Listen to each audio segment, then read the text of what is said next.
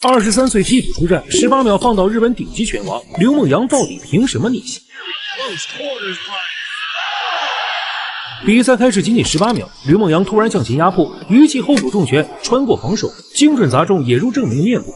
这位拿过多届 K1 世界冠军的日本名将应声倒地，裁判立刻上前读秒，整个轮平民竞技场瞬间炸了。那一晚之后，很多人记住了刘梦阳。有人说他是天才新人，有人说他抓住了对手的一次失误，还有人觉得他只是用一场冷门突然改变了命运。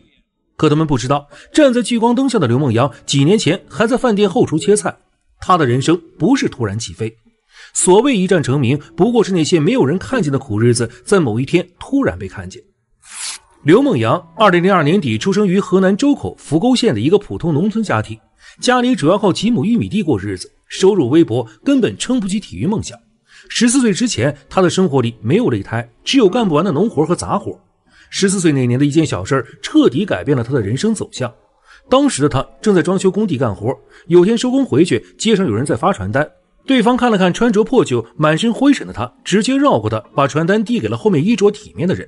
这本来只是一件不起眼的小事，但对于一个10几岁的少年来说，那一刻带来的刺痛可能比挨一拳更难忘。他第一次强烈地意识到，一个人没有钱，没有背景，没有体面的外表，就连别人正眼看一下都很难。他不想一辈子就这样过下去，而他能想到的路就是练拳。可是练拳需要钱，为了凑训练费用，他去了饭店打杂，后来进了后厨切菜。有时候凌晨4点就要起床，面对的是油烟、呵斥和重复到让人麻木的体力劳动。他一边打工攒钱，一边心里死死攥着练拳改变命运的念头。打工攒的钱远远不够学费，家里为了成全他的梦想拼尽全力。父母卖掉了家里全年收成的玉米，又挨家挨户借钱凑费用，一家人省吃俭用，把所有希望都压在了他的身上。2019年，刘梦阳进入顺远搏击俱乐部，开始接受系统训练。刚到俱乐部时，他没有名气，也没有人知道这个农村少年到底能走多远。教练张栋斌愿意留下他，靠的不是一张写满荣誉的履历，而是训练中表现出来的那股狠劲儿。受伤感冒，他很少缺席。训练任务结束后，他仍然愿意继续磨动作练体能。他后来总结过自己的训练逻辑，跑10公里，别人可能跑到8公里就想放弃，但自己必须顶过去。因为这次顶过去了，下一次才知道自己还能顶。一旦习惯了放弃，以后遇到困难，第一反应可能永远都是退。教练也看到了他的坚持，第2年俱乐部为他减免了1半学费，第3年学费全部免除。对当时的刘梦阳来说，这不只是意味着省下一笔钱，更意味着终于有人相信他可能真的能打出来。后来疫情影响正常训练，郑州遭遇严重洪水，俱乐部地下训练场也被积水淹没，没有场地，他们就去公园、房顶和阳台继续练。条件不好可以换地方，没有掌声可以继续等。真正可怕的从来不是暂时没有机会，而是机会来临之前自己先停止了准备。终于2024年12月，机会来了。万冠军赛赛事临时调整，日本名将野入正明的对手意外退赛，名不见经传的刘梦阳拿到补缺名额。赛前没人看好他，对手是前 K1 世界冠军，常年稳居世界羽量级顶尖行列，名气、经验、赛场资历，双方差距肉眼可见。在这样的情况下，2024年12月的万周五格斗夜92创造了年度最大冷门。比赛开场仅18秒，刘梦阳一记重拳直接击倒日本名将。这一记读秒打懵了对手，也让全场观众和裁判无比震惊。整场比赛他节奏稳定，打法果断，稳稳拿下了这场胜利。一战之后，全世界格斗圈都记住了这个中国00后小将的名字。首秀爆冷之后，刘梦阳也没有一路顺风。他曾在与穆罕默德·西亚萨拉尼的比赛中遭遇分歧判定失利，但输掉一场比赛并没有把他打回原形。相反，他继续修正自己的打法，又一致判定战胜排名靠前的泰拳强手暗影。真正让他彻底出圈的是2025年12月对阵达万猜的比赛。达万猜是万羽量级泰拳世界冠军，也是当时最受关注的泰拳明星之一。比赛刚开始，达万猜便用一记正蹬将刘梦阳蹬倒，刘梦阳却没有乱，他起身之后继续向前压迫，始终把攻击目标锁定在达万猜的右腿。1次、2次、3次，第4次低扫命中相同位置后，达万猜右腿受伤倒地，无法继续比赛，时间定格在52秒。裁判宣布刘梦阳以 TKO 获胜。从2019年那个在手机上咨询如何训练的后厨切菜工，到52秒击败世界冠军达万猜，他用了6年多。6年听起来不长，但对于一个没有家庭资源、需要父母卖玉米和借钱才能交学费的少年而言，这6年里的每一步都不能走错。如今23岁的刘梦阳已经在万冠军赛取得多场重要胜利，可他的生活并没有因此彻底改变，依然是训练、吃饭、睡觉，依然要一遍遍研究对手，一次次完成那些枯燥的体能和技术训练。他的父母至今说不清野猪正明和达万猜到底有多厉害，父亲不太敢看儿子的比赛，只能守着手机等待赛后报平安。母亲不会搜索比赛视频，想儿子的时候只会发来一句吃饭了没有。全世界看到的是一个正在击败名将冲向世界之巅的中国拳手，父母看到的却始终是那个离开家太久不知道有没有好好吃饭的孩子。所以刘梦阳的故事真正动人的地方，从来不只是18秒击败名将，也不只是52秒 TKO 世界冠军，而是一个曾经被生活忽视的农村少年，没有因为一次被人绕过就认定自己这辈子只能站在人群之外。他把父亲卖掉的玉米、母亲藏在电话里的牵挂、教练给出的信任，以及自己在后厨和训练馆熬过的日夜，全都带上了擂台。有人把他的崛起叫做奇迹，可刘梦阳的经历恰恰说明，普通人的世界里很少有真正从天而降的奇迹。所谓逆袭，不过是在别人看不见你的时候持续坚持，直到有一天机会终于来到面前。你要做的不是祈祷运气站在自己这边，而是用那一拳告诉所有人，我等这一天已经等了很多年。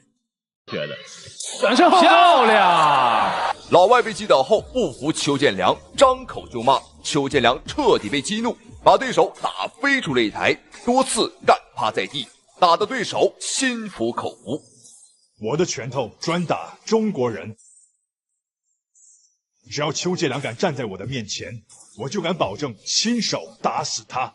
我们有请本场比赛红方2014年 WRF 65公斤级洲际金腰带，14年、15年泰国 S1 世界级金腰带，16年 WRF 67公斤级世界功夫王者，2017年 GOH 羽量级初代世界级金腰带，目前世界排名第1，有请邱建良。好，观众朋友们，视频当中正在出场的拳手便是中国坦克邱建良。那相信对于邱建良，观众朋友们肯定是不陌生了。他技术全面，拳腿快如闪电，而且拥有着极高的拳商啊，他可以说是我们中国拳击界学历最高的。当然，我认为这个拳商啊也是最高的。擂台上灵活多变，可以随时改变战术，让无数对手呢是摸不着头脑啊，根本是摸不透邱建良。而邱建良的拿手好戏，相信观众朋友们肯定不陌生了，那就是神龙摆尾。如今邱建良已经把这一招啊练到了炉火纯青，巅峰造极，让无数老外都拜倒在这一腿法之下。我们有请来自西班牙伊萨查蒂。好，这场比赛邱建良的对手也是来者不善，他是一位来自于西班牙的斗牛士伊萨查迪。好，这家伙身高180，臂展181啊，无论身高还是臂展都比邱建良足足高上了10公分呐。这场比赛可以说是邱建良啊有史以来打到过身形差距观众朋友们最大的一场比赛了。好，我们注意看，双方的比赛已经开始。红方选手白色拳套邱建良，蓝方选手黑色拳套啊，西班牙斗牛士伊萨查迪。好漂亮，哇，这一下很漂亮啊！这就是邱建良拳商极高的一个表现。他观察到伊萨查迪的这个身高偏高啊，所以说重心肯定是不稳的。先砍腿啊，先探一探对方的虚实。是拳商，非常高的一位选手。对，尤其是他在场上灵活的步伐，还有线路的转变，让很多的对手啊，真是非常的头疼。也是让人看到了他的这个，在这个多面发展和这个对比赛当中的雄心啊。是。这场比赛不止在身高上有差距，在体重上，邱建良今天也是跨量级挑战这个伊萨查迪。邱建良的观众朋友们是一个非常喜欢突破自我、挑战自我的这么一个汉子，经常喜欢跨界打一些比赛，比如说跨界打拳击啊，跨界打泰拳啊，或者像现在一样这个跨级别打比赛。介绍到了伊萨查迪，他的身高是1.80米，臂展是1.82米，历史战绩29战27胜2负，27胜当中互相抡拳，25次 KO。对，刚才实际上查迪是想要去摔邱建良，对，但是，要摔邱建良可不容易啊，那可是。现场的观众又响起了热情的为邱建良加油的声音。哦，漂亮！好，看来今天邱建良很清楚，知道你啊大高个啊，你像个洗漱杆一样，但是你的重心呢就是不稳。一扫腿已经是2次有效果了。这场比赛别看对方瘦，但是观众朋友们啊，他的 KO 率相当之高了。上战绩29战27胜，其中有25次 KO 率高达92.5%。哇，这个 KO 率简直恐怖。邱建良不过才60%，然后击的对方的要害。哦，邱建良，漂亮，后手直接打，转身后身，好的，前手把对手打退了，跳膝，哇，直接把对手，对这个。观众朋友们，这还真是头一次看到邱建良把对手啊扔出擂台，这个场面很少见。这个伊萨查迪他是西班牙排名第1，也是一个无情的 KO 狂魔，人送外号斗牛士。但是他的目标呢不止于西班牙第1啊，他想成为世界第1，所以说呢也是向邱建良发起了挑战。好，接下来准备看一下双方第2回合的精彩表现。第一回合毋庸置疑了，邱建良是顺利拿下，但是第2回合不好说了。因为双方已经热身完毕，肯定会越打越精彩。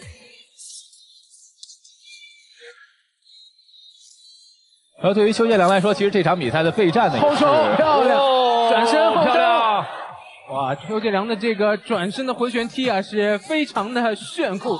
对，这个比赛其实看起来是非常赏心悦目的。一个呢，我们看到了伊萨，他是一个进攻火力非常足的。对，我们可以用这边刚才袭击，邱建良这边主动选择缠斗，应该是被对手打得有些晕了。对，非常的危险啊，观众朋友们，就像刚刚开局被对手一个顶膝啊，现在顶的是有些头脑发晕了。多亏邱建良的抗击打能力还算到位。一定要小心，因为这个伊萨查迪呢，他是具备一击必杀的能力。参考他的92%的 KO 率啊，邱建良今天无论如何呀，千万要小心。建良在场上更像是一只迅猛龙。后手摆拳，2种不同状态的打法，让我们来看一看。裁判提醒不要缠抱，邱建良也要打得更警醒一些。对手刚才顶膝啊，威胁很大。漂亮！直接踢到了对手支撑脚。因为邱建良一直是在换对手，从谢尔西到沙玉郎到最后的伊萨，所以说在这个时间当中，对于备战来说，制定战术是一个问题。但是对于邱建良来说，现在呢，在场上我们看到应对的方式还是非常的科学的。转身后漂亮！观众朋友们，邱建良的神龙摆尾果然是名不虚传。但是刚刚这脚踢完之后啊，我们看伊萨现在是有些不服，他在向裁判表示抗议啊，他说他不是被踢倒的啊，他是不小心滑倒的。他现在就是煮熟的鸭子，这个伊萨就剩嘴还是硬的。双方的身高差距，邱建良在对手伊萨的怀里的时候呢，我们看小鸟依人啊。双方的换拳，邱建良这一波换拳，邱建良是稳赚不赔啊。转身，两个人打得太漂亮了。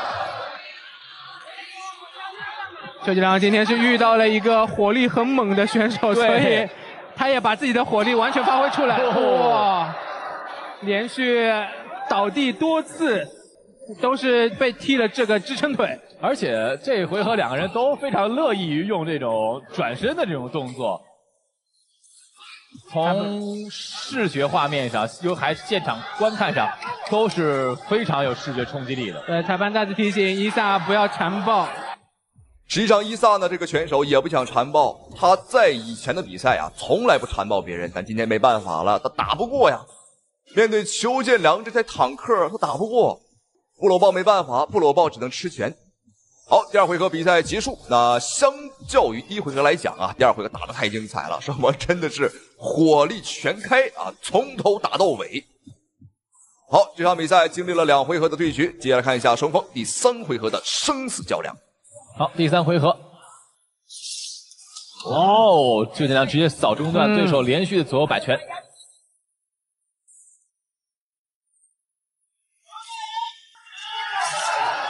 中扫，这张这个护头的这一下还是非常的机敏，是防守报价非常的稳健。高扫，高扫，刚才是连续中扫之后啊，来欺骗一下对手，直接换了高扫。但是伊萨的防守也是很严谨。是。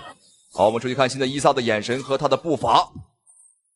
哦，连续的左右开弓，能看得出来伊萨现在是非常的着急啊，他的确很着急，因为前2个回合都输了。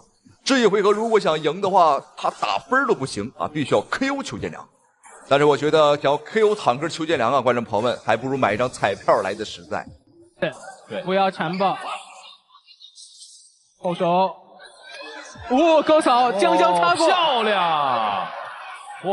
左右两边开弓的高扫，打身体，连续的打火上勾，伊萨提膝，邱建良跳膝挤到了绳脚，连续输出。哇，伊萨还没有从这个绳圈出来，所以说你也不用觉得伊萨狼狈，因为他面对的是谁呢？是世界第1邱建良。对，尽管邱建良不在自己熟悉的这个体重级别，但是依旧打得非常的有霸气。刚才上勾打中，伊萨眼神一度有所涣散。是。明明这一回合观众朋友们想翻盘的是伊萨，结果反倒是邱建良啊，越战越勇，越打越猛。而且邱建良的体能啊是真好啊，观众朋友们，好漂亮，又是小腿。实际上邱建良我觉得今天啊第一扫都踢少了，多踢一踢，这个伊萨可能在第2回合站不起来了。我们现在看这个伊萨的移动能力，走路有些发晃。直接击倒了，直接击倒了，是一个前手的平勾。我们看脚下已经发软了，站立，好，勉强站起来。继续，邱建良应该不会放过这个机会，把对手挤到了绳脚边。好的，还在往里猛攻，连续的前3要反击，否则裁判会叫停比赛的。现场的观众朋友已经沸腾了。伊萨这个顽强的支撑能力啊！之前我们说他是4人赛之王，这场比赛果然看出了他这个非常顽强的这种对抗的精神。再来踢支撑腿，后手，又一次被击倒。裁判觉得这是被推倒的，所以没有读秒。是，但是伊萨你看起来就是因为他的这个前腿啊，被连续的这个击打之后，显得非常的难以支撑。26，2号裁判员30比26，3号裁判员30比26，比赛结果红方胜。好，观众朋友们，没有悬念，让我们恭喜邱建良。那同时非常感谢屏幕前您的收看与支持。好了，观众朋友们，咱们下期视频不见不散。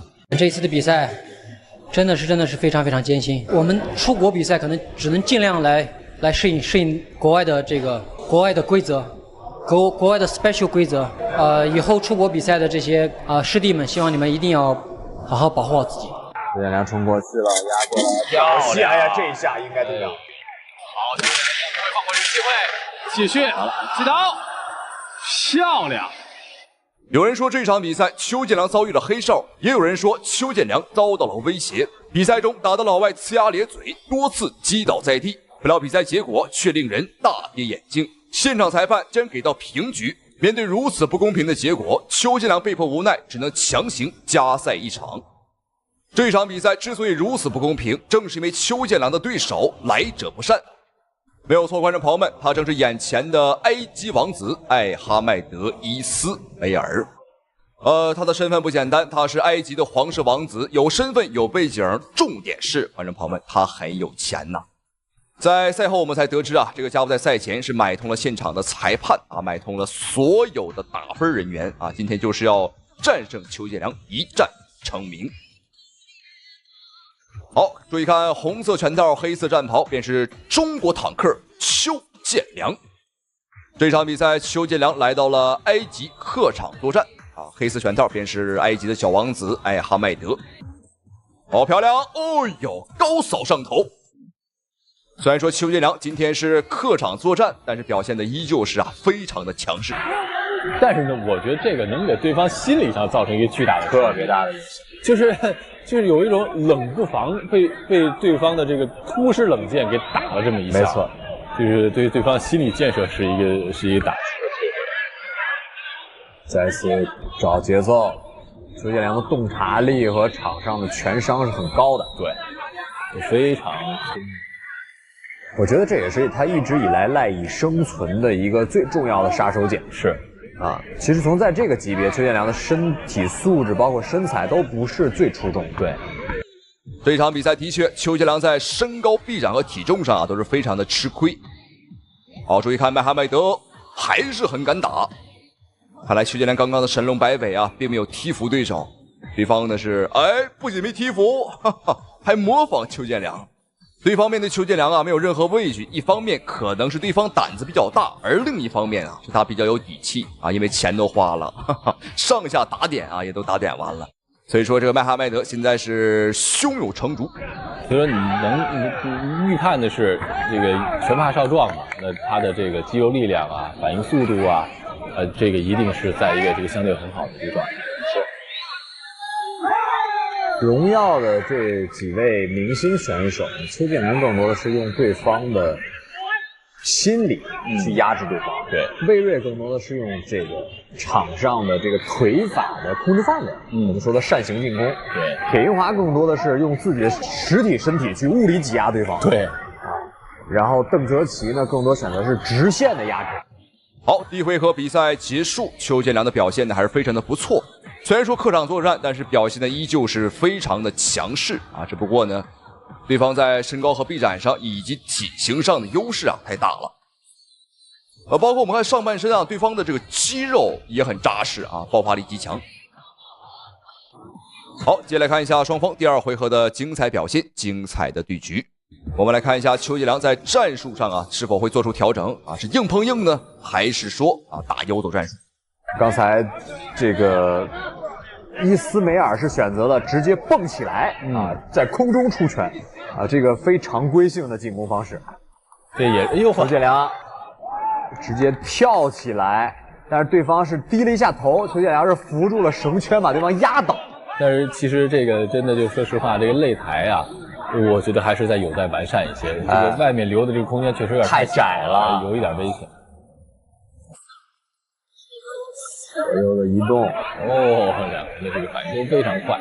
本次来到埃及的选手的爆发力还是都非常不错。对，这个我们在进入营地以后，因为我们进入这个空军的住所以后呢，是不太能到处参观的，我们也并不知道这些选手的训练的过程。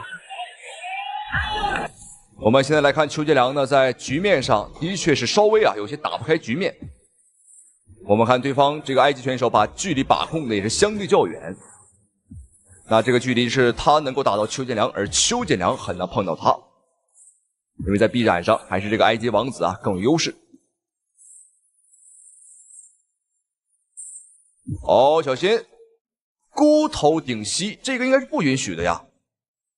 但是裁判并没有给到稍微的口头警告，意思一下子，反正这就是意思一下完全没有说很强硬的告诉对手说你犯规了。成熟的这种格斗体系的这种，一旦进入这种相对发挥比较自由的，甚至说有一些小小的技术空档的这样的风格，我们反而不适应。对，因为他如果有空档他相对于证明另外的其他的这个在长处方面，他必须要再更加的加大。对，或者在这些空档上加上一些非常规的动作。对。哎呦，这个刚小心这种连续的摆拳加扫踢，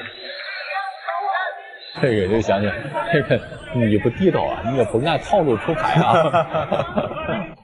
好，双方第二回合还有最后不到20秒钟的时间了，但是邱建良依旧是在找机会，因为对方这名选手的打法风格比较怪异招式也很怪。哎呦，小心！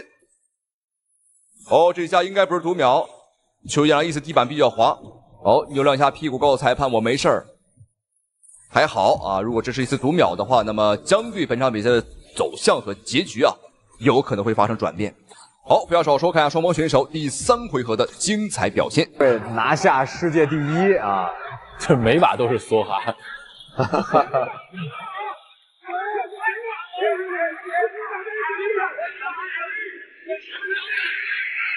摆拳。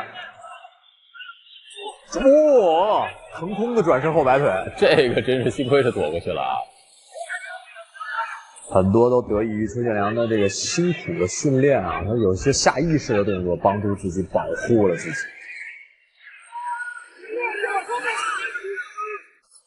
再抡，哦，中了一脚，这一脚挡住了。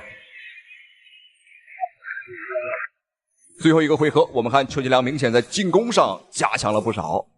那这和邱建良往日的战术呢是完全不一样的。往日邱建良的战术是一般啊，是第2个回合开始发力，而今天啊留到了最后一个回合，漂亮！哈哈，这一下完全是对方啊，邱建良一个躲闪，让对方找不着主心骨了。麦哈迈德现在对方的这个进攻啊，看起来已经没有力气了。好，站不稳了，漂亮！这一下，这一下怎么还没有给到读秒？前面的2回合，这个麦哈迈德多次的推法进攻啊，各种招式，还有大摆拳啊，导致他现在的体能消耗啊非常大。所以现在看这个麦哈迈德没劲儿了，整个人呢软绵绵，你看，哎呦，哎呦，太软了，观众朋友们，像根面条一样。反应，但这是很危险啊！邱建良的终结能力也是非常不错的。虽然他并不是以重击著称的选手。对。而且最后这一回合，这打的确实是有点乱啊！你说前裁判直接读秒了。哦，这下是给读秒了。前2个回合其实伊斯梅尔，尤其第1回合，我觉得打的还是非常不错，还是不错的。邱建良再次冲过来，拉踹2次、3次上勾顶膝。你看，这个把身体重量都抛出去，全抡出去了啊！好，第3回合马上结束，对方现在腿下已经是软绵绵，像采棉花一样。啊，邱建良的话也是一波接一波的连续猛攻，哎呦，又一次。这一回合对方击倒了几次，观众朋友们，不知道你数没数啊？光是滑倒好像就5、6次了啊！哈哈。好，看一下最终的评判结果。邱建良在干嘛？加10一回合吗？看样子应该是这样。我的天！我认为最后一回合一定是10比8，就算第1回合是10比9，那第2回合也是10比9，双方才会平局。但是对方的主场，我们还是再看第4回合吧，毕竟好的比赛我们是不嫌回合多的。对，好，观众朋友们，对方动用了超能力啊，加赛一局。正常道理来讲啊，对方的这个分儿肯定是没有邱建良高的，但是裁判说了啊，说他击倒了邱建良1次，这1次顶10次啊，哈哈，所以说强行给了对手一个机会。但是我认为呢，邱建良的脾气很好啊，但是你不要惹怒他，你惹怒了那就不好意思啊。邱建良有些急了，我的心态有些焦躁。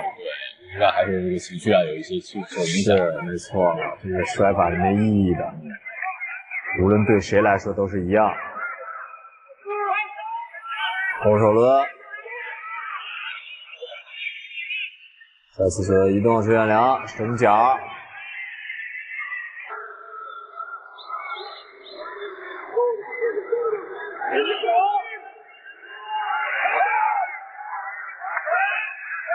哎呦呵！对方做了一个下箍颈的这样一个动作，而且持续了比较长的一段时间。啊，裁判警告了。对，这也能看出来，伊斯梅尔确实也没有太好的这个办法了。邱建良的那次打后脑也没有必要。后手拳，后手摆拳，再抡，这有点像这个复制对手啊，这个以彼之道还彼之身。对，后手2次，转身后摆没打到。这个伊德梅尔在第3回合就不停的使用这样的动作。对，这个已经开始跑着打了，伊德梅尔。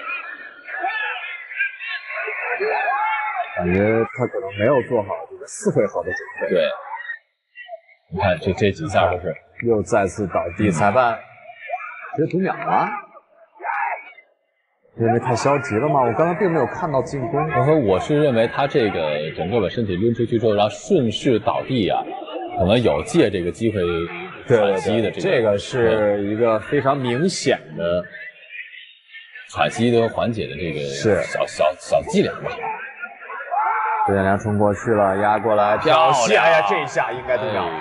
前几个回合可能在分数上和场面上有所质疑，但这一回合，观众朋友们，对方想作弊不可能了，因为这个麦哈迈德被邱建良反复击倒啊，反复，哎呦，对方自己把自己玩倒了啊。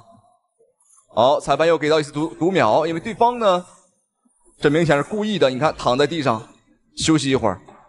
哦，看情况给裁判的钱可能不是很多啊，没有给到位。哎呦，这真是强弩之末了，很典型的这个动作啊！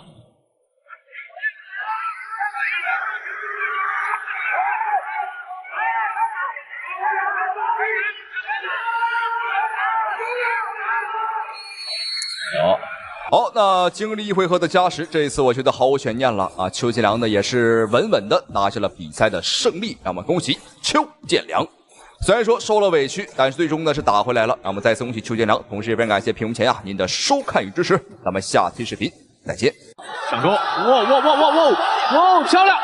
放了，5秒了，小跟非常的漂亮。再看一下转身，太阳穴啊！他是中国数一数二的搏击高手，他就是邱建良。邱建良将自由搏击和传统武术相结合，形成了独特的实战打法。而且邱建良凭借强硬的拳腿功夫，击败了无数外国高手。招牌动作神龙摆尾更是用的出神入化，让很多对手痛苦不堪。在自由搏击领域登顶世界第一之后，邱建良为了让自己变得更加全面，变得更强，开始尝试跨界打拳击。然而跨界的第一场比赛竟然就挑了一个硬骨头，他就是泰国拳王纳荣邦辰。上来，他应该不会放过这个机会，继续击倒。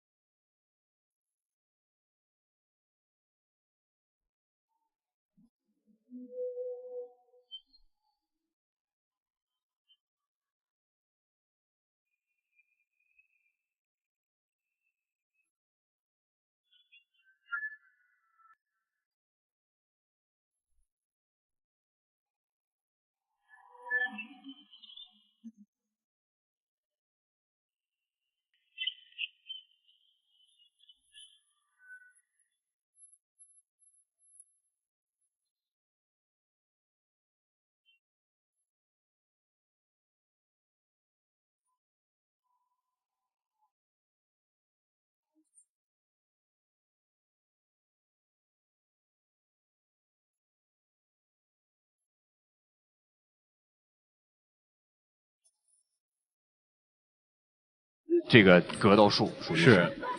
所以说，对于两位选手来说呢，其实场上都需要适应。刚才呢，这个我们的主持人郭成龙先生也说到了，纳荣邦辰也得试一下这个六角形的场地到底是什么样的，这比较难把对方切在死角里面。对。纳荣邦辰是一个靠重击啊，这出拳密度也还可以的选手，是漂亮。那其实对于邱建良来说呢，他首先最需要适应的是规则，这个可能是他最大的一个需要适应的问题。我觉得这场比赛作为4回合，对于邱建良来说还是比较有优势的一点。一旦拖到这个8回合之后，这个一漂亮，纳荣邦辰有点站不住了，是有点懵。观众朋友们，这场比赛邱建良的确是拿出了一个非常高的竞技水平状态。面对一个拳坛前辈一个拳坛老将，丝毫不惧。而且我们看这个纳荣邦辰也是比较硬不愧是泰国选手，打法风格就是步步紧逼不想给邱建良的太多的一个移动空间。而且这个纳荣邦辰，我们注意看他的防守很薄弱，基本上是把这个脸露出来。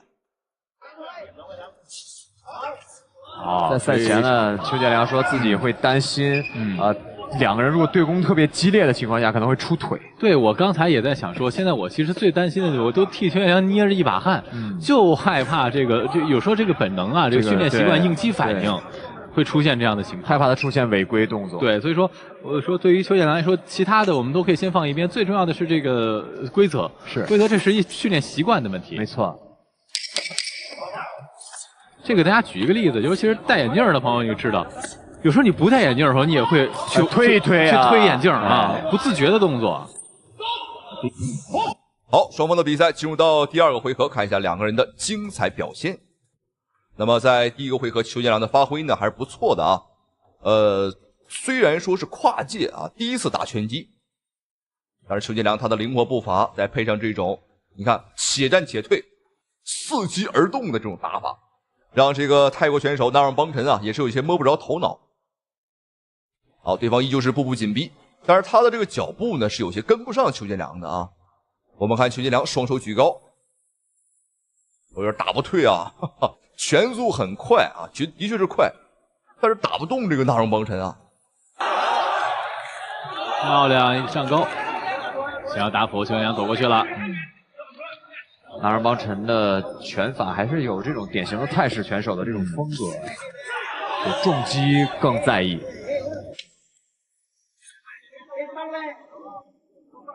而且其实对于这场比赛来说呢，邱建良在赛前也是做了很多的大量的工作。对，尤其是其实刚才我们就是一直在提到的，就是关于他的这个习惯的这个训练。在平时训练当中呢，已经就坚决不用腿。我们看邱建良面对纳让邦辰啊，持续的一个压制啊，依旧是稳度十足。完全你在邱建良的身上啊，看不到任何一丝一毫的这个慌张。而且我们注意看邱建良的反击速度也很快啊！你看，哦呦，这个反击速度太快了，哦，打退了。我们看纳让邦辰有些晃。这场比赛邱建良追求的就是速度，追求的就是点数。因为是第一次打拳击，所以说呢，这个想要 KO 对手啊，这个几乎不太可能了。点数判定的战术完全没问题。相对于纳让邦辰的沉稳，邱建良的这个突发的能力非常的好。这个还是要有赖于邱建良扎实的这个功底。看他的角度的选择，他的灵活的躲闪，快速的变现，以及敏捷的步伐，确实是非常优秀。是。但是纳让邦辰这位老将还是很不错，虽然有2次被打的有一些摇晃，但是很快就找到了状态，并且把状态前压。是，虽然说这个好汉不提当年勇，但是纳让邦辰在巅峰时期，在整个亚洲啊都是这个低迷群雄的。上勾给打到了一拳，是。好，那双方的比赛进入到第3个回合了啊！今天的比赛总共是4个回合，作为4回合的比赛呢，一般来讲啊，第3回合是最重要、最发力的一个点。那赛前呢，有很多人说啊，这个邱建良可能啊连1回合都挺不过去，哈哈。这导致邱建良是很愤怒的。那今天也是憋着一股火和对方啊打到第3回合了。在场上我们看纳让邦辰确实整个的状态也是相对说比较松弛，是很可怕。对这个呢，还是一个老将啊，他所抽前冲了啊，是，就是因为丰富的比赛经验啊，这个来决定的场上的这种心态和状态。打得多了，这种你要让他抓到一个机会啊，他非常晃了，5秒了。哎呦，观众朋友们，什么情况？我们看纳让邦辰竟然被邱建良打到读秒了，哇，这一幕真是有些不太敢相信啊！打活上勾，哇，漂亮！又一次读秒。因为是职业拳击规则的话是没有这个累计回合几次的，是一直到拳手或者裁判认为无法比赛，是还要打。好，邱建良应该不会放过这个机会，继续击倒，漂亮！3回合。哇，观众朋友们，这场比赛真的是没有想到，邱建良的首场跨界拳击比赛啊，会打得这么顺利，会打得这么的勇猛。3回合啊 KO 了对手，还不是点入判定啊 KO 了对方。而且我们打的可不是一般人啊，这可是一块泰国的顶级拳王了啊！咱们恭喜邱建良，咱们下期视频再见。